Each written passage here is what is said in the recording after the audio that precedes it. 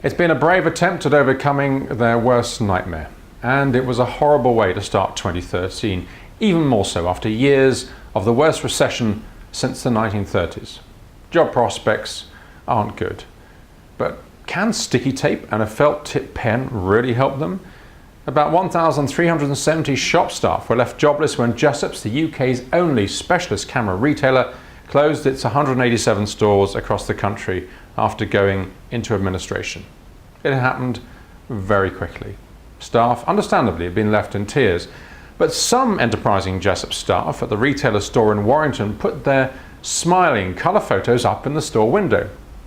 They also wrote on 3 pieces of A4 size white paper put up alongside. One was a rant about government economic policy. Another was a question about what on earth is happening to Britain's high streets. But it was the third that was the most important. It was sandwiched in between the other 2. They were all written by hand using what looks like a felt tip pen. They had not been printed out neatly, and the last one said simply, 5 unemployed and loyal staff seeking work. Can you help? Initially I thought, good for you. Wouldn't you? But then I realised that the seemingly proactive behaviour of theirs had actually been too passive. Sure, people have been telling the 5 workers how sorry they are for them, but no one had offered them a job until the past few days when their story appeared in a national newspaper. Apparently they've since received various phone calls, so I wish them the very best, I really do. But the chances of that happening for you, if you need to grasp a professional and or a personal opportunity, are very slim. Mind you, would you give someone a job other than for the fact they're loyal? And loyalty is great, naturally. What apart from this would you have to offer a business and or a person? In this case, we just wouldn't have known. Now, if you're in this position, wouldn't you have taken a little more time, then have written something more colourful and communicated it in a more compelling way? You've been more proactive, surely. And as you'll now hear, it can work quite simply, but very powerfully. That's just what one friend did who had, what some might argue, were various disadvantages compared to the Jessop stuff. She's foreign and lived abroad. She had terrible English.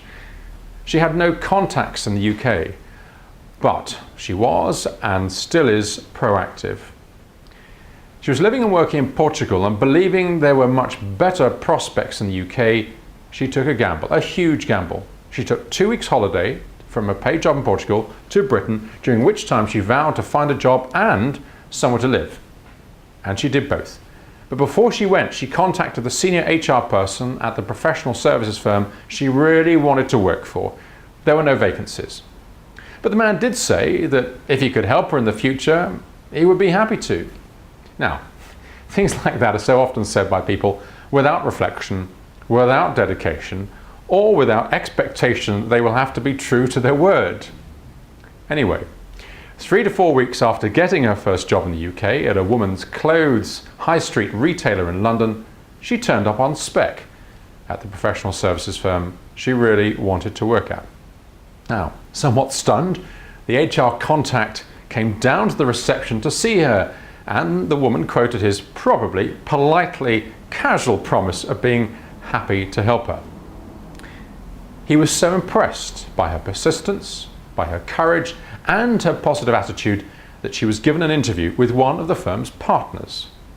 She said, "I felt I had nothing to lose.